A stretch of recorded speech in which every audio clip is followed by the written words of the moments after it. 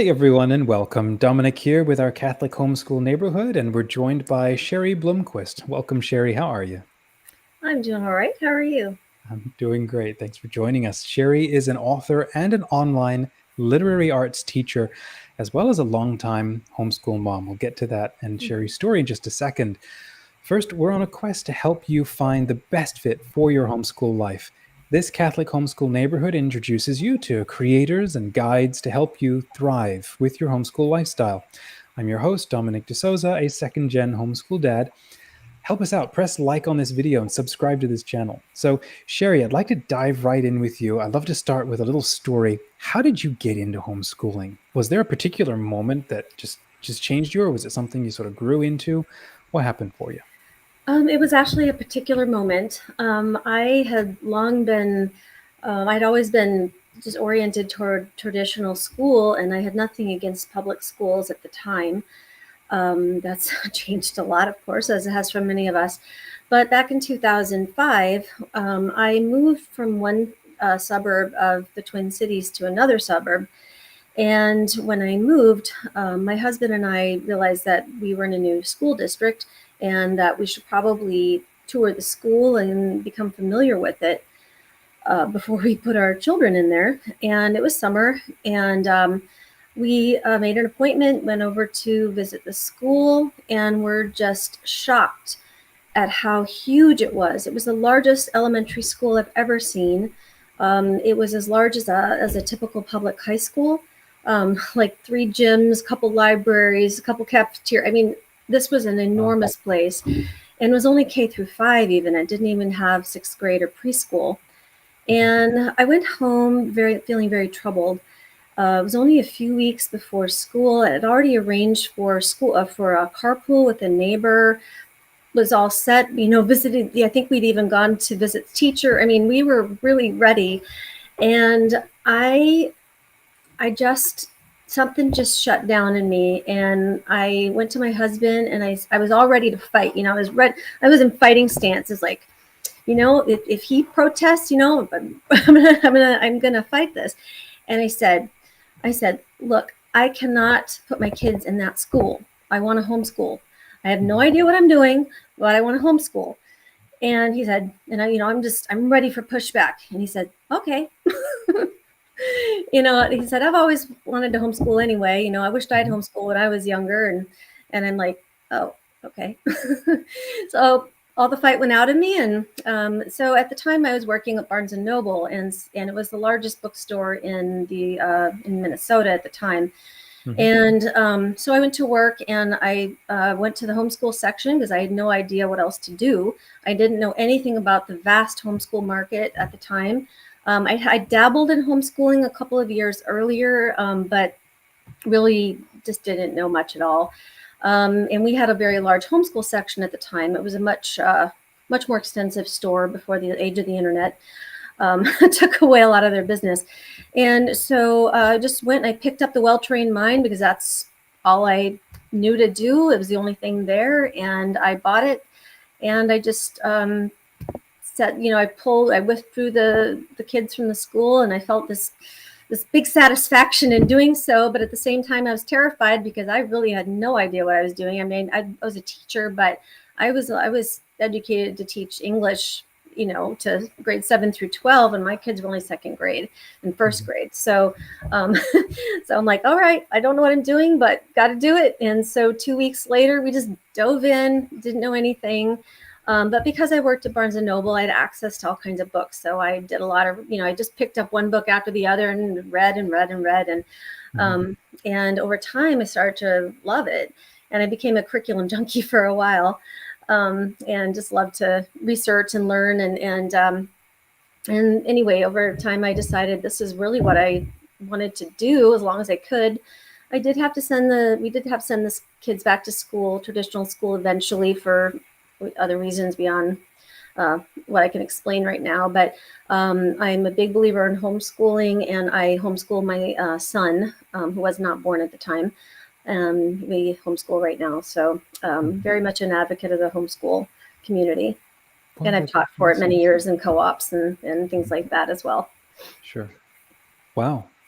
I've never met anybody who started in a bookstore with homeschooling. So talk about starting on the right foot. So tell us what you're doing now. You have two different websites, and one of them is you have a program that you have, and then you're also reviewing novels and books and so on. So tell us what it is you're working on today. I back in 2008 or 9, I can't even remember. The years kind of start blending together. I piloted a homeschool program. A class for a homeschool program for composition, and at the end of that year, I was forced to resign, because I got a concussion that winter, and I just wasn't healing, and I couldn't continue. So I had to resign, but I put so much work into creating this program because it was all from scratch. And I thought, I just can't throw this away, And so I decided I'd take it online. So I created a program that can be accessible online. And I'm still teaching that today. It's got 3 levels now. It's not a lot of bells and whistles. I don't have it in book form where you can buy it on a store. I'm just not that big. It's just me, myself, and I am freelance. And but I have been teaching this in co-ops and online with private students for, since basically about 2011 when I finally launched it in very shaky ground.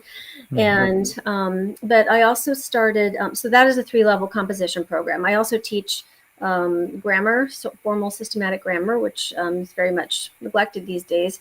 And I'm also teach a preparatory literature course based on my recent book, Before Austin Comes Aesop.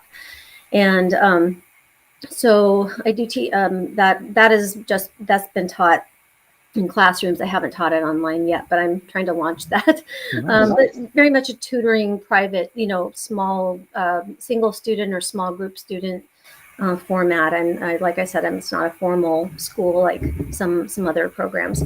But I also have a book review website that you mentioned. Started that years ago as well. I don't remember what year I started it, but I've got maybe around 300, close to 300 reviews now. What I do, I mainly serve grades 6 through 12, and the website, the book review website, is aimed at parents who are conservative or at least concerned about the content in young adult books, in the young adult genre. Because as a bookseller, I saw everything, and I was there when Harry Potter first hit the shelves, and I've seen a lot, and I became very aware of how dangerous the YA genre was years and years ago. And I thought, I got to do something, because most parents have no idea what was in these books, and of course, being one person, I can't review very many. So I have had some help in the past, but mainly it's myself reviewing these books. And I try to choose books that are, diverse in the sense of appealing to all different kinds of people. I don't do Christian books, and I don't do horror, because those are the two far extremes where parents are likely to decide just by the cover. But I've been reviewing books for years, and I don't summarize them. I basically say, this has this kind of sexual content. It has blasphemy. It has, sexual abuse. It has, I just try to say, very generally what objectionable content, and it might be kind of like movie industry does, except more detailed.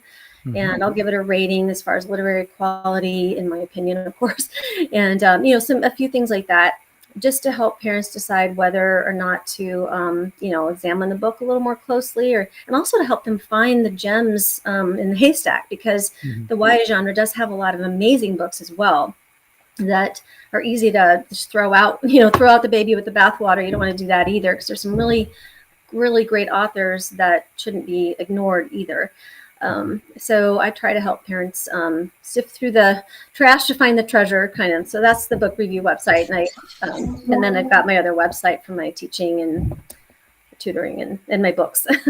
Sure. Well, that's wonderful. So about the program, what are the best kind of students, or the best kinds of homeschooling families who've really loved working with you, the kinds who really resonate the best and the fastest with your program? Um, the kind of families who would most resonate with the program. Well, like I said, I mainly serve grades 6 through 12. Parents who would do best with students who do best with my program would be students who are good with independent study, and also face-to-face contact with a teacher or a video call. So, students who really need a group setting would not do so well in the program. Students who don't like to read, there is some reading involved because I send lessons that have text. So they're, students who like to work by themselves. Now my group classes, like my grammar class, I teach live, and a couple of them I teach live, but the writing program is actually correspondence. And where they do the lesson and I grade it, and then I provide feedback, and we have occasional video calls to check on their progress and things like that. So it's very small, very personal, and I just have a few students at a time. So that's great. And you more of a mentioned tutoring sort of situation. Sure. For correspondence, it's by email or printed mail? Google platform with the Classroom and Meet and Hangouts and Gmail and all those. I do use a Google platform. It works the best for my particular needs and for relating with students. So parents do need to allow their student to have a Google account. But I've been doing this since 2011. Some students just do part of the program. I've had several students do the entire thing, and it's grown. I've taught it, like I said, a couple times in the classroom for homeschool programs, and so it's just grown and developed from teaching it live, and then, but yeah, I kind of have several different formats. Oh, that's wonderful. Well, in wrapping up here, Cheri, if you had 1 minute to share a word of encouragement to other homeschooling families out of your experience and your love for it all, what would you like to share? The main thing I learned when I was homeschooling, and I plunged in with 2 weeks to get ready, it's terrifying. And I've talked to all sorts of people who think I could never do that. I couldn't do that. It's for some people, but not for others. You know what? The homeschool market is so vast. There are so many writing programs. There's so many grammar programs, so many science, history. There's something for everyone. I truly believe anybody can do this. And I'm not saying it's easy, but I'm saying that there are resources out there for just about every situation. I'm not going to say that it's right for everybody, but I am going to say that I do believe that people who say they can't do it just don't know how many resources are available to help them. And I'm just one of many. So you can do it. Fantastic. If you believe God's leading you to do it, you can. That's fantastic. I mean, that's exactly the message for the Catholic Homeschool Network, and why Paula has pulled and is pulling all of us together, is because it's exactly it. We just don't realize all of the resources that are now available that weren't 5 years ago, 10 years ago. It's quite amazing. It's just exploded. And back when I started, there weren't even all the online classes, but there are still tons of things you could do. And now we have online learning on top of everything else. It's just incredible. You can start, it's like a rabbit hole. You just start with one thing, and that's how I found out. I just follow, and you go down the rabbit hole, and it never ends. There's just so much. So awesome. Well, hey, thank you so much, Cheri, for coming on with us today. It's been great to meet you and learn a little more about you. Thank you so much for having me. And I just want to throw out there that I do have a new book coming out, so if anybody wants to check that out. Oh, what's the name of the new book? Maria von Trapp and Her Musical Family. And so it's a vision book put out by Ignatius, and it'll be about the von Trapp family and their incredible story, which The Sound of Music only covers part of it. So it's just a fascinating, incredible story of God's faithfulness. So that's awesome. How can people get in touch with you? What are the websites? One of my websites is onceuponapen.studio. I think I can't even remember my own website, but it's called Once Upon a Pen. And then the other one is What's in It? The Concerned Parent's Guide to Young Adult Literature. And that's welitguide.com. So wiilitguide.com. Great. And I'll drop those links in the show notes so people can check them out.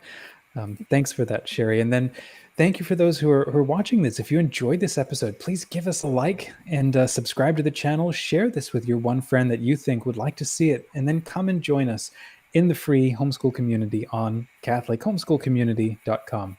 Thanks again. God bless, and we'll see you in the neighborhood.